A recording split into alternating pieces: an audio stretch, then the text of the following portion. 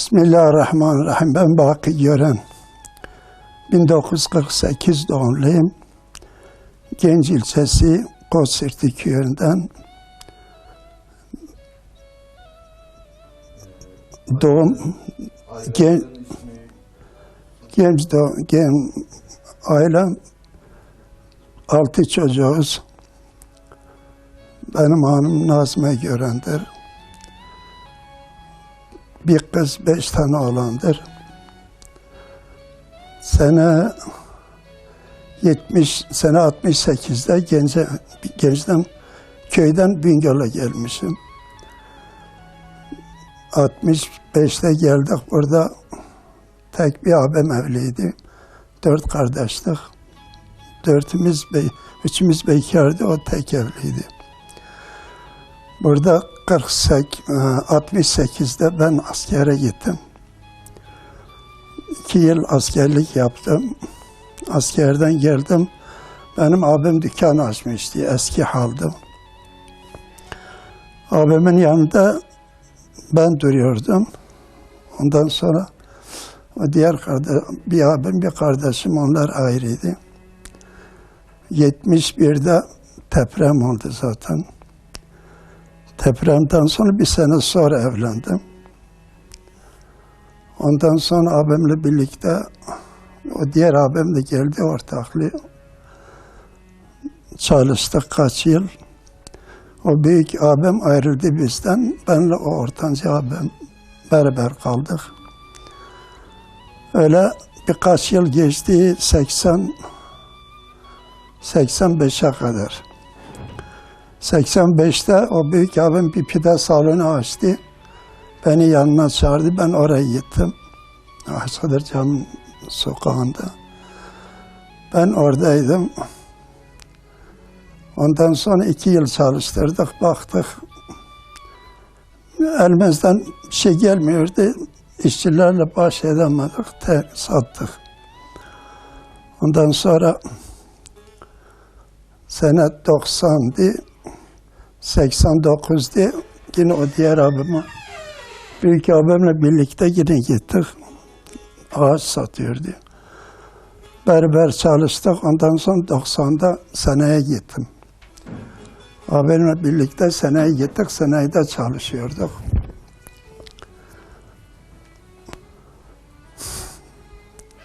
Seneyde çalıştık. Bir 82'ydi, 83'tü. Birisi malımızı götürdü, para vermedi, iflas etti. Biz de onun yüzünden biz de ayrıldık. Elimizde bir şey kalmadı. Ondan sonra zaten ben ondan önce dükkandayken çocuklar ufaktı. Sabahları namaza çağırıyordum. Küçüktüler, namazı çağırıyordum, kalkıyordu, sabah namazını kılıyordu. O sabah ben gidiyordum, daha yatsı namazında eve geliyordum. Ben 3,5 yaşındayken babam vefat etti. Biz yetim kaldık.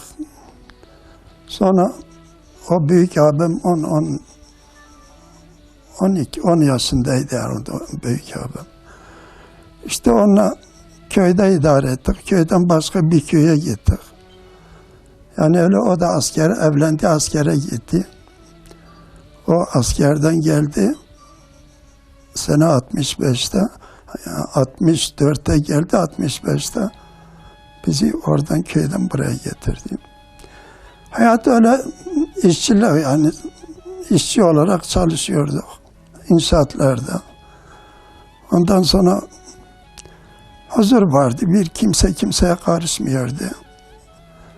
İnsan ne çalışsaydı, ne alsaydı onu alır, getirir evde rahatlıkla oturur yerdi. Kafası rahattı. Yani o zamanki ile şimdiki şey bir değil. İskele Alay'da inşaat yaparken iskele kurmuştu. 7 kat biz kürekle yapıyordu, onu atıyordu, onu atıyordu, onu atıyordu. Ta tabana kadar. Tablo o şekilde onu şey yapıyordu. Ondan sonra Ford kamyon o zaman vardı. Kürekle kum dolduruyorduk. Kürekle boşaltıyorduk. Yani hayat o zaman zordu. Kazma kürekle bilen temelini kazıyorduk mesela. Benle o küçük kardeşim buraya gelmiştik. Ne ev, bir şey yoktu zaten. Kiryada oturuyorduk. Ondan sonra el araba harfiyet kazıyorduk, dolduruyorduk, götürüyorduk. Ta 1000 metre kadar vardı, 1 kilometre. Atıyorduk, geliyorduk. 25 kuruş verirdi bize. Ondan sonra hayat o şekilde. Fakat huzur vardı. Kimse kimseye karışmıyordu. İnsan bir ekmek de alsaydı akşama gelirdi, huzur içinde oturur yerdi yani. Hayır vardı, bereket vardı o zaman. Sevgi, saygı vardı. Şimdi artık adam var, telyar sahibidir yine huzur içinde yaşayamıyor. Yani hayat o şekil. Biz sonra askere gittim, askerden geldim, dükkan açmıştı abim. İşte 90, 80, 2008'e kadar seneyde abimin yanında çalışıyordum. O 87'de vefat etti. 4. ayın 27'sinde. Artık biz beceremedik. Biz de 2008'de bıraktık. Ondan sonra eve geldik o şekil.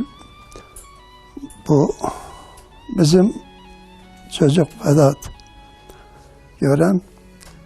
Ondan sonra o da ortaokulda çalışıyordu. Okula gidiyordu. Okulun 1. 3. yıldı. Bir gün baktım, müdür çağırdı beni, dedi buraya gel. Gittim, hayırdır? Dedi senin çocuğun dedi oruç ayıydı. Dedi öğretmene demiş oruç ayıdır. Bu af ayıdır. Allah-u Teala insan günahlarını affediyor. O sen de başını bir örtsen iyi olur dedi demiş öğretmenine. Dedi bu dedim öğretmene vurmuş yok dedim, bağırmış yok dedi. Dedi bu laf söylemiş dedi, insan bu lafı söyler mi? Dedim aksine bu tersine söylemiş. Aslında o öğretmen beklerdim oradaydı. Arkadaşlar, çocuklarım bu ay hayır ayıdır. Bu aya biraz saygı gösterin, başınızı örtün. Kız öğrencilere söylemesi lazımken dedim vallahi bu laf o söylemesi lazımken çocuk söylemiş dedim. Belki o aklı ermemiş. O dedi bak dedi senin çocuğun hakkında dedi iyi değil dedi, notunu düşüreceğim. İleride dedi bir şey olmayacak. Dedim cahillikten söylemiş dedim. Çocuktur. Belki aklı ermemiş dedim. Neyse çocuk geldi.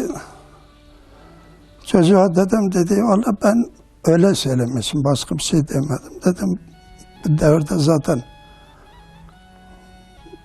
onların kanunu budur.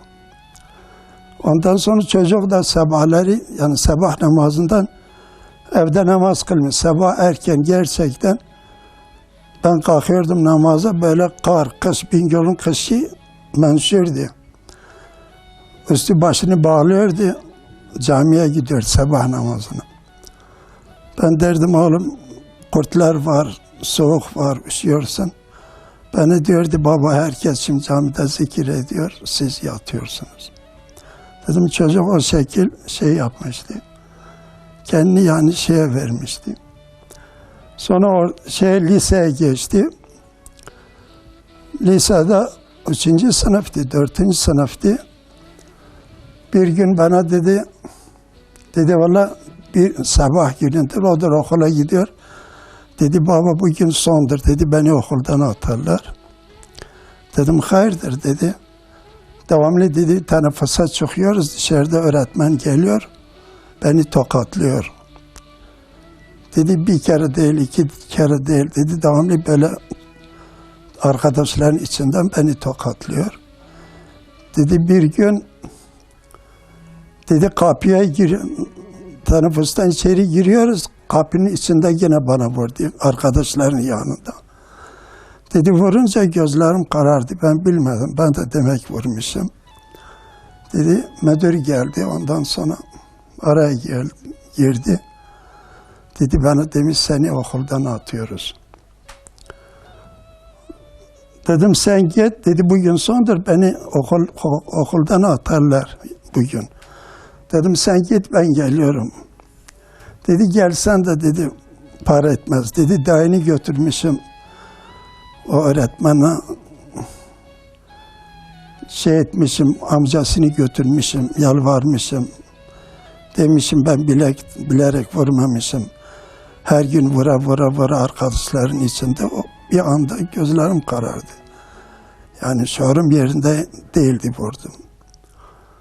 Dedim ne etmişimse dedi vazgeçmemiş davasında. Dedi müdür demiş seni okuldan atıyorum. Neyse dedim sen git geliyorum dedi. O gitti ben gittim. Salondadır dedim müdürün odası budur. Gittim vurdum içeri girdim. Ondan sonra dedim müdür bey hayırdır. Dedi sen oğlunu göre okuldan atmışız. Dedi haberin olsun. Dedim hayırdır dedi öğretmene vurmuş. Nasıl vurmuş? Dedi insan öğretmene karşı geliyor mu? Dedim çocuk diyor bir gün değil iki gün değil dışarıda her gün beni tokatlıyordu. Arkadaşların içinde. Madem beni dövüyordu bari bir sakin bir yere arkadaşlardan gizli beni dövseydi bir şey olmazdı. Her gün beni arkadaşların içinde vuruyor, beni tehdit ediyordu.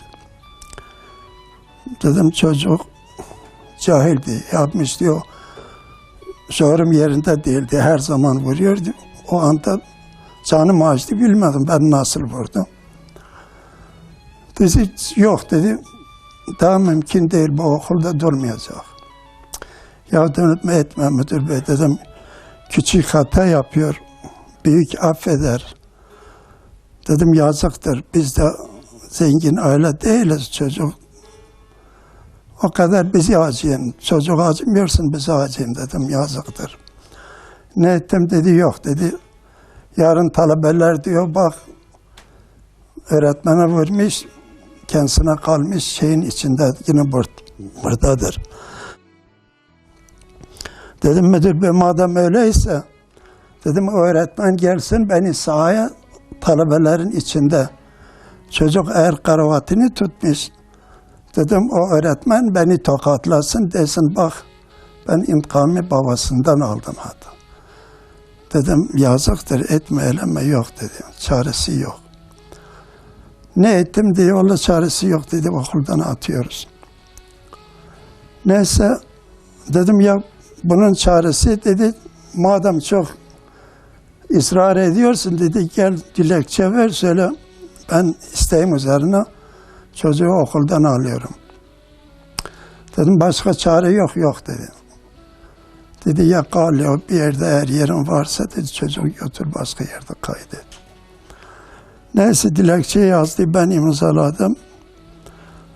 Ben dışarı çıktım eve geldim. Eve gelmeden baktım birisi yoldan dedi senin çocuğun polislerin arabasındaydı. Eve doğru yukarı doğru gittiler. Ya dedim çocuk şimdi okuldaydı ben okuldan geliyorum. Ya öyle dedi arabadaydı. Polislerin arabasında. Ben geldim eve burada. Dedim hayır dedi valla sen oradan çıkar çıkmaz dedi telefonu açtılar. Dedi polisler geldi beni aldı buraya getirdi.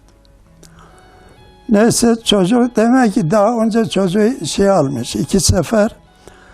Dedi Ölü Cami'den namaz kıldık dışarı çıkınca benim kimliğimi aldı, adres aldı. Ondan sonra ev adresini. 2 sefer dedi öyle camiden çıkarken benden kimlik almış, ev adresini almış. Neyse bir gün daha okuldan atmadan liseden bir mektup geldi. Bana dedi, mektupta diyor ki, diyor devamsızlığı var çocuğun. Neyse çocuk akşam geldi. Dedim sen niye okula gitmiyorsun demiş, devamsızlığı var. Dedi baba dedi tek 2 gün gitmemişim. İlken dedi okul dersler boşken gitmedim dedi. Dedi sonra hiçbir gün geri kalmamışım. Dedim bak mektupta diyor kaç gündür. Dedi babam dedi cuma günü namaza gidiyorum o gün yok sayıyorlar. Ben inanmadım. Ben dedim sen yalan söylüyorsun. Baba vallahi böyledir dedi.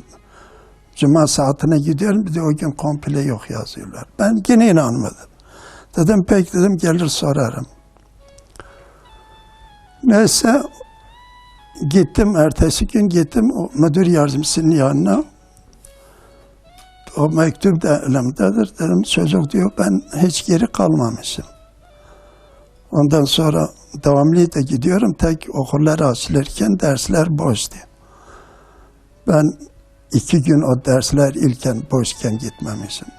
Geri kalan hep gitmişim. Cuma günleri ben Cuma'ya gidiyorum. O gün yok yazıyorlar. Ben de inanmadım. Neyse gittim. Müdüre söyledim. Müdür yardımcısıydı. Dedi valla doğrudur dedi. Biz de gitmiyoruz namaza. Dedim bir 10 dakika mesela namaz saat mesela 10-15 dakika kalıyor çocuk namaza gidiyor ya bu o gün komple yok. Bu nasıl olur dedi öyledir dedi biz de namaza gitmiyoruz. Neyse demek ki polisler de takip ediyorlar kim namaz kılıyor kim kılmıyor.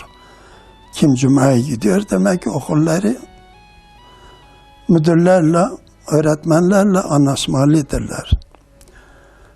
Neyse dedi valla doğrudur dedi namaza biz de gitmiyoruz dedi. Neyse o çocuğu sonuna okuldan attı.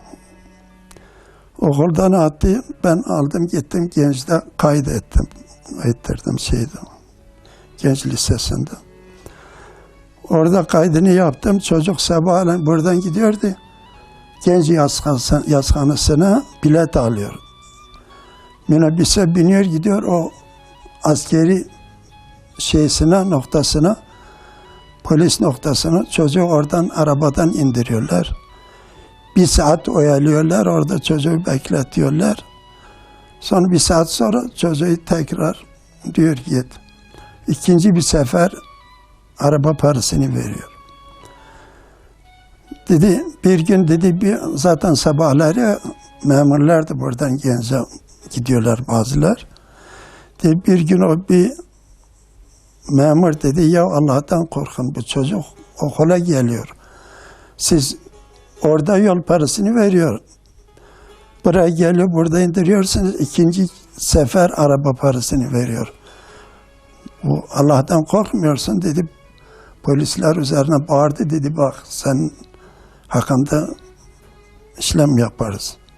Sana lazım değil. O çocuğu o şekilde işkence tutturdular. Ta okullar tatil olana kadar. İşte tatil olunca artık çocuğa bir gün baktım çocuk gelmedi. Çocuk eve gelmedi. Sordum nerededir, nerelerde. Akşamları erken geliyordu. Yatsı namaz kılıp geliyordu.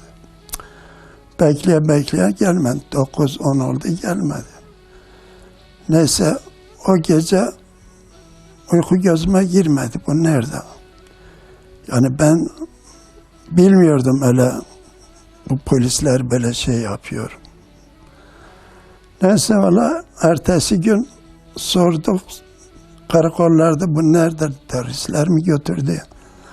Bu ne oldu? Valla neyse bir karakolda dedi buradadılar. Terörle mücadelede. Neyse gittim sordum dedi buradadır. Biraz da yemek götürdüm. O zaman alıyordu yemek valla. Lahmacun bir şeyler götürdüm. O zaman Ağustos'un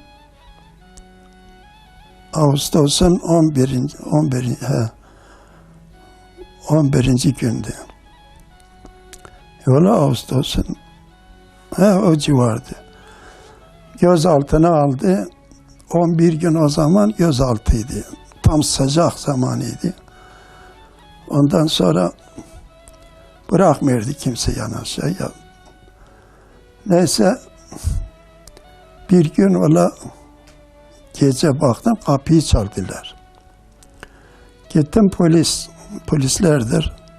Dedi kapıyı aç. Kapıyı açtım. İçeri girdiler. Çocukla birisinin eli bele bağlamış, kelepçelemiş. Sazlıca konuşuyor. Ben zannettim o da onun arkadaşıdır. Nedir, neyin nesidir? Neyse geldi içeri. İçerisi müdür orada oturdu.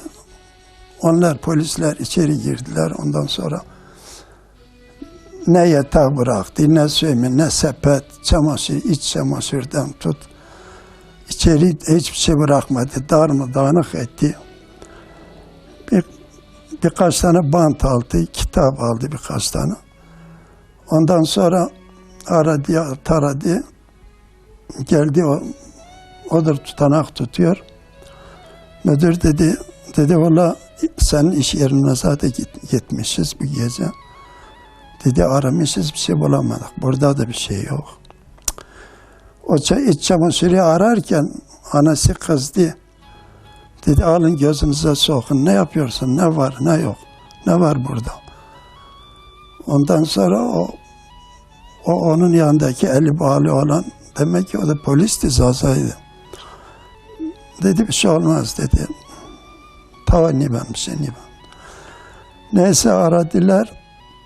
Sene 85'te bir çelik kasa almıştım. O pide salonun 85'te aldım. Abim aldı, ben çalıştırıyordum. Ondan sonra o 4-5 esnaf orada dedik bir Antep'ten çelik kasa istiyor. Neyse 5 arkadaşlık sipariş verdik geldi. İş yeri de küçüktü. 5-6 masalık yerdi. Ben o merdiven altını bir de üst kat ağaçla yapmıştık.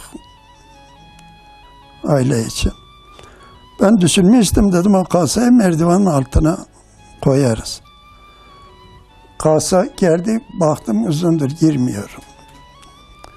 Neyse o kasayı direktmen eve getirdim artık. Mecbur kaldım bu salondaydı. Müdür onlar arama yaptı. Yalnız onlar bu çocuğu yakalamadan önce ilkbahardı. Böyle bir arama birdenbire oldu sabah yani mahalle arası komple. Bir gün bir sabah baktım kapıyı çaldılar. Baktım polis evi etrafını sarmış geldi içeri aradılar kasayı aç dedi. Açtım baktılar. Aradı gittiler. O daha bu hadise bir şey yoktur. Neyse o çocuğu getirdi o gece aradılar. O müdür öyle dedi. Dedi vallahi iş yerini aramışız. Bir şey bulamadık.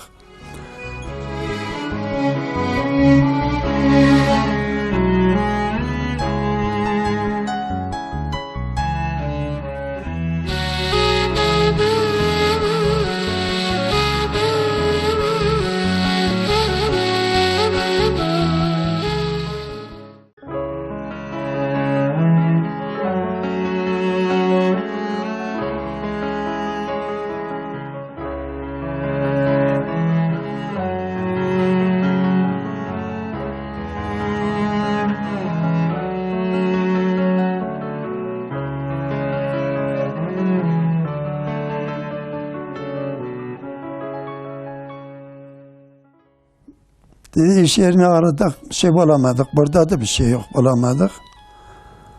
O dedim ya çocuk terör değil, bir şey değil. Bir şey ne olacak? Ondan sonra dedi sen bu kasayı ne zaman almışsın? Dedim bu kasayı sene 85'te almışım. Onun yakalandığı 98'di. Ondan sonra Dedi para var içinde. Ben güldüm, dedim kasa parasız olur mu? Tabii var. Halbuki alabildim. Cüzi bir şey vardı yoktu. Ben dedim tabii para var, kasa parasız olur mu? Neyse, dedi tamam, dedi gel tutanayı imzala. Dedi sana zarar bir şey vermemişim. Dedim vermemişsiniz de artık. Neyse imzaladık. Çocuğu aldı götürdü. Yani benim ciğerim çıkıyordu, baktım o çocuğa. Neyse götürdüler. Orada 11 gün göz altında işkencede kaldı. Tabii Allah bilir, onlar halini bilirdi. Sonra bir gece telefonu açtım. Aynı yatsıya doğruydu. Dedi çocuğun elbisesini al gel dedi. Ayakkabı. Öyle keyfim geldi, dedim çocuk şimdi terlemiş, yazdır. Dedim elbisesini götürek. Demek ki onlar hırpalamış, dövmüş, şey yapmış. Temiz elbise ben bilmiyorum. Sonra millet dedi bana. Temiz elbise öteli giydiriyorlar. Savcının karşısına çıkarıyorlar. Yani biz işkence yapmamışız. Neyse dedim ayakkabı yeni almışım. Dedi yok, ayakkabı varsa git. Neyse elbisesini aldım gittim. O karakolun yanına, Emniyet Sarayı'daydı. Gittim, bir polis bulevadadır. Dedi nedir dedim, hal mesele böyle oldu. Beni aldı içeri, 4. kata götürdü. Sonra dedi müdür o elbiseyi aldı benden. Dedi müdür demiş geldiyse bir beni görsün. Neyse valla beni götürdü, müdürün kapısını çaldı. Beni içeri soktu, geri çıktı. Gittim, selamun aleyküm, aleyküm selam. Ondan sonra dedi senin çocuğunu dedi polis vuruyordu dedi, ben bırakmadım. Dedi yoksa şimdi ölmüştü. Dedim hayır diye. Dedi biliyorsun nerede yakalamışız. Dedim ben ne bileyim. Dedi Abdülkadir Sarı Park'ta. Gerçekten bilmiyorum dedim. Abdülkadir Sarı Park nerededir? Bağırdı üzerime dedi Bingöl'lü değilsin. Dedim valla Bingöllüyüm ama parkları gezmemişim, bilmiyorum. Dedi o simanın altında orasıdır. Dedi biliyorsun saat kaçta yakalamışız, dedim bilmiyorum. Dedi saat gece 1'de. Neyse o ne diyorsa ben inanıyorum. Dedi polisler varacaktı, ben bırakmadım. Demek ki o para istiyordu, ben bilmiyordum.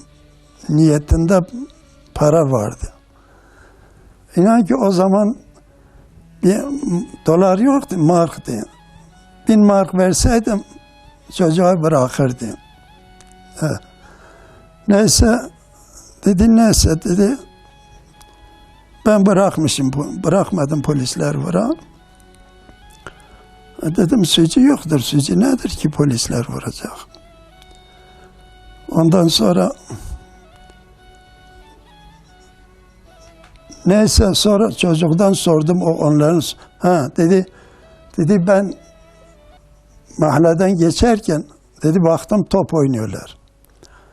Dedi ben dedim kimliğini çıkar. Yerinden hemen kalktı, böyle belini tuttu, poz verdi o müdür. Dedi bana poz vermiş, demiş sen beni tanımıyorsun, benden kimlik istiyorsun. Dedi ben demişim seni tanıyorum, senden korkuyorum. Ya öyle ne diyor, ben inanıyorum. Neyse sonra çocuğa yüz yüze gittik. Dedim demiş falan saatte yakalamışsınız falan yerde diyeydin. Allah o yüzünüzü kara etsin, kara olur inşallah. Dedi akşam 9'da dedi camiden geliyorduk, Aşkı'dan caminin orada. Dedi yolumuzu kestim. Ondan sonra dedi, bizi götürdü. Dedim demiş, ben kimlik istemişim, bana poz göstermiş, demiş beni tanımıyorsun. Dedi baba dedi, yüzünü kara ediyorlar dedi. Gerçekten dedi o evin arkasında, bizim evin üst tarafta bir yol var. Dedi orada gerçekten arkadaşlarla orada top oynuyorduk. Dedi gündüzdü dedi, arabayla geldi geçtiler. Dedi tövbe, ne kimlik istedi, ne sordu, ne durdu. Dedi hep şeydir. Neyse çocuk burada herhalde 2-3 gün kaldı, buradan Diyarbakır'a havale etti. Diyarbakır'daydı. Bir sene annesi gidemiyordu, hastaydı. Ondan sonra oradan dedim bir dilekçe ver, bari yakın olsun, belki annen gelir sen görüşmeye. Dilekçe vermiş, demiş beni Bingöl'e, onlar Elazığ'a verdiler. Neyse bir yılda Elazığ'da kaldı, annesi yine gidemedi. Neyse bir yılda orada kaldı. Bir gün ben sanayideyim, iş yerindeyim. Baktım bir arkadaş geldi. Dedi sizin çocuğunuz buradadır. Dedim çocuk Elazığ'dadır. O da demek görüşe gitmişti. Dedi valla bizim çocuk demiş bu gece öyle dövmüş, felakaya atmıştı. Onun bağırmasından hiç uyuyamadık. Sabaha kadar felakaya yatırmış, dövüyordu. Dedim öyleyse yeni getirmiş, dedim çocuk burada değildi. Neyse valla o gün köyde bir taziye vardı, o Dilek Taşkın'ın birisi kendi intihar etmişti. Neyse gittik taziyeye geldik. Gittim bir dilekçe verdim savcılığa, valla gittim cezaevine.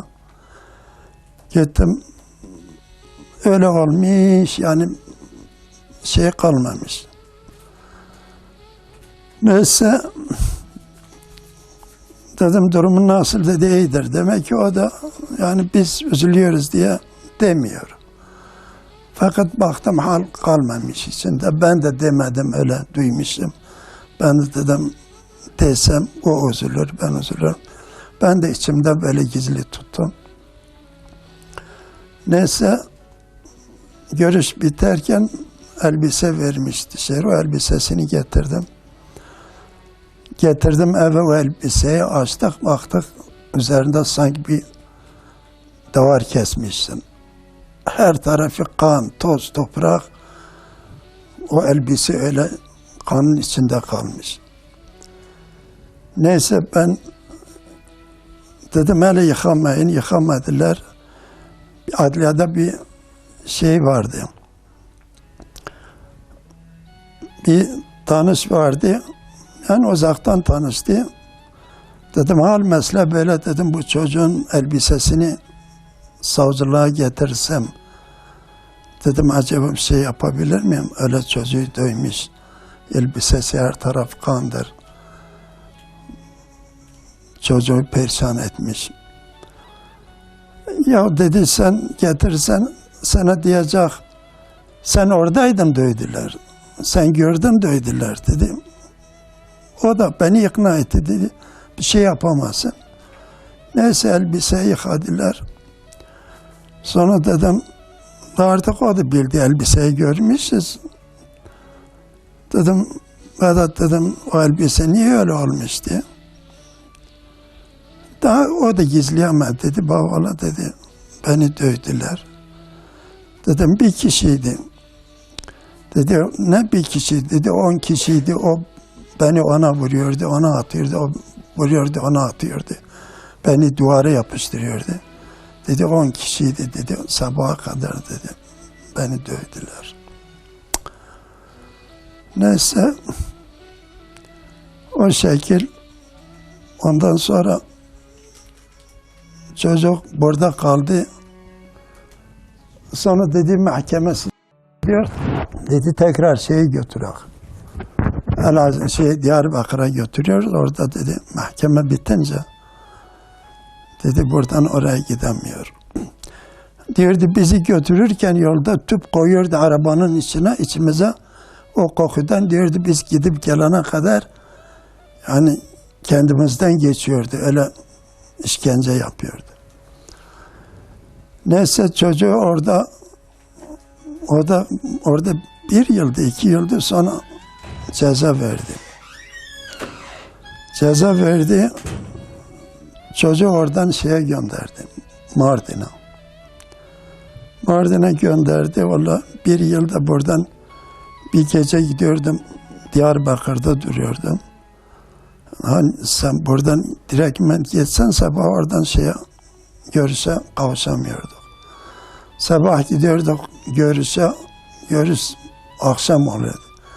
Geliyor Diyarbakır'a gecenin saat 9-10 yine orada kalıyordu. 3. gün geliyordu. Hani 1 yılda o şekil oradan verdi. Mahkeme temize verdi. Temizde mahkemeyi bozdular. Tekrar oldu, tekrar aynı DGM aynı karar uyguladı. Neyse oradan da Sert'e verdi. 1 yılda Sert'e gidiyordum. Annesi hala da yani burada Bingöl'deyken gidiyordu. Yok başka yere 3-4 yıldır gidemedi görüşmesine. Neyse sonra buraya Bingöl'e getirdiler. Burada kaç yıl buradaydı. O terörler tünel kazdılar. O yüzden onlar da Muş'a verdiler. Hani Muş'tadır annesi hala da Muş'a gidemiyor. Daha doğrusu görüşe gidemiyor. Hastadır. Hastadır. Ondan sonra biz de oturum gidip geliyoruz. Ya Allah insana kâr, eğer insan Allah'ın yolundaysa, Allah'ın hoşuna giden bir iş yapmışsa, bu dünyada o insana kâr kalır. Eğer Allah'ın hoşuna gitmeyen bir fiil, bir muamele yapmışsa, onun da cezasını ahirette çeker. Yani o şekil. Kim ne yaparsa diyorlar her koyun kendi bacağına asılır. Biz hakkımızı Allah'a havale etmişiz. Evet. Ya vallahi gençler yani şeytan şeysine kapılmasınlar. Er geç insan Allah'ın huzuruna varıyor. Yani insan Cenab-ı Hak diyor bir genç, hocalardan duymuşum, hoca değilim. Diyor bir genç eğer Allah rızası için, Allah emirlerine uygun hareket ederse, yaşarsa, o genç diyor mahşer gününde gölgenin olmadığı Allah'ın arş-ı alanın gölgesinde gölgeleniyor. O eğer genç kendini bilmezse Allah hayatı bu dünyada da boştur, diğer dünyada da boştur. Yani Cenab-ı Hak kolunu boşuna dünyaya salmamış. Dememiş git iç, ye iç, toz, gez.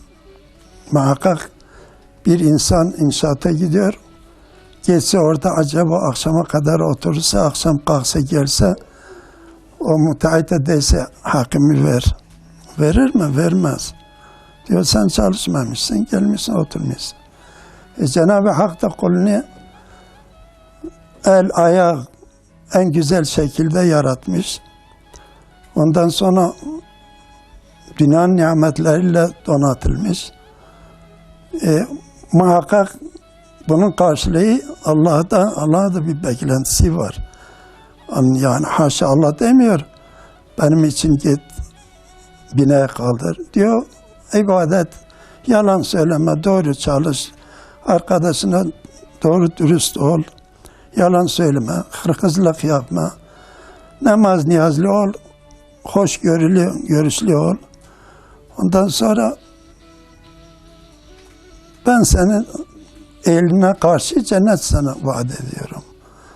Yani bunun bir insan genç, yani ben şimdi düşünüyorum, diyorum keşke ben daha gençken yani bu fikir bende olsaydı. Hani genç insan kendini eğer Allah yolunda yaşamaya sokarsa ne mutlu ki o gence hem dünyasını kurtarır hem ahiretini. Yani şimdiki ben sana diyeyim genç bazı iyidir. Kötü arkadaşın yanına gitti. O arkadaş bakarsın eğer kötüyse ister istemez o onu yoldan çıkarır, saptırır.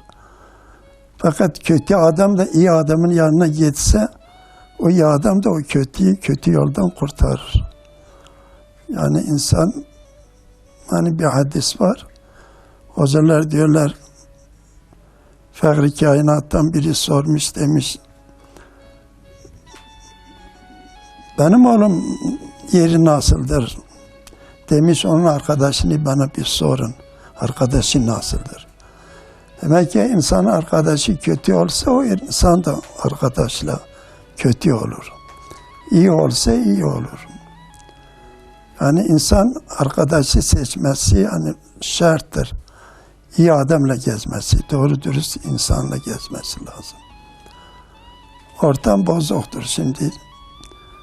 Hani şeytan zorluyor gençleri. Milleti yoldan çıkarmış. Her biri bir rant peşinde. Allah korkusu yok, bir şey yok. Kimse demiyor ben yarın Allah'ın huzuruna varacağım, hesap vereceğim. Yani o kimse düşünmüyor. Sadece bu dünya için zannediyor. Yani boşu boş gelmiş, içinde yiyip içip tozlanacağı. Ondan sonra yarın gidip ölür, toprak olur gider. O hayvan toprak olur. İnsan Cenab-ı Hak zerre kadar bir ne hayır insanın boşa gider ne şer. Allah-u Teala sorar yani insanın yanında. Hani hocalar diyorlar ahirette insanın defterini insanın eline veriyorlar. O kişi bakıyor defterine diyor ya Rabbim diyor. Bu nasıl kitaptır diyor. Ya ben ne yapmışım?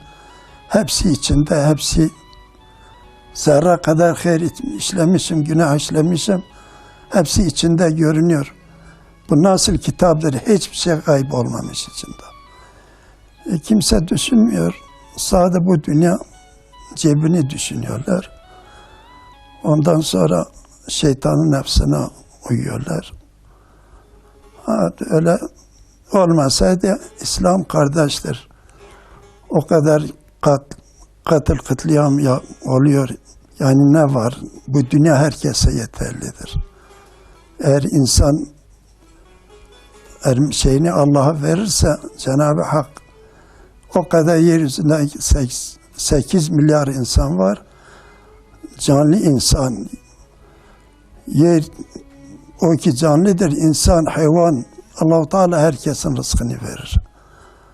Kimseye rızksız bırakmaz. O hırkızın da rızkını verir. O iyi adamın da verir ama kafirin de rızkını verir. Rabbul Müslimindir. Herkesin rızkını verir ama orada sorar. Sen benim verdiğim rızkının hakkında gelmişsin, gelmemişsin. Benim emrimi yerine getirmişsin, getirmemişsin. Eğer getirmişse ne hale, getirmemişse Allah korusun. Allah hepimize şuur, birlik, beraberlik versin.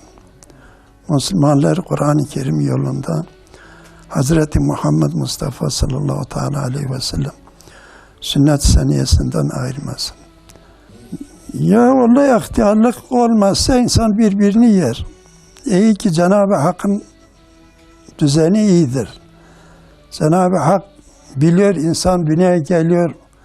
Eğer şakidir, eğer salihdir, biliyor o insan geliyor ne oluyorsa ona göre insan kaderinde yazıyor. Ondan sonra ihtiyarlık olmazsa insan birbirini yer. Der ben devamlı bu dünyadayım. Ama bazı ihtiyarlar da var. Bakıyorum ihtiyar da olmuş. Yani genç nefsi taşıyor. Yani gençken nasıl nefsin peşindeydi. Yani hala da o nefis taşıyor bazı ihtiyarlar var. O bazı da yani insan kendine insan düşünürse ihtiyarlık iyidir. Hani bir düşünse Allah'ın yarattığı her şey iyidir. Çünkü Allah biliyor ihtiyarlık insana faydalıdır erkenini bilse. Yani ne mutlu ki demiş o ihtiyar uzun ömürlü, taat ibadetli, uzun ömürlü ihtiyar. Fakat eğer taat ibadetli değilse onun uzun ömrü kendisine hayırlı değil. O ne kadar erken ölse ona daha hayırlıdır. Çünkü gittikçe günah işliyor, yükünü ağırlaştırıyor. Hani ihtiyarlık iyidir. Allah'tan gelen her şeydir. Tabi rahmeti var Allah-u Teala. Yani kulun yetiremediği gücü yani kulun üzerine koymamış. Yani demiş ayakta yapamıyorsun namaz, oturamıyorsun yat. Yatamıyorsun kalple, elle, gözle.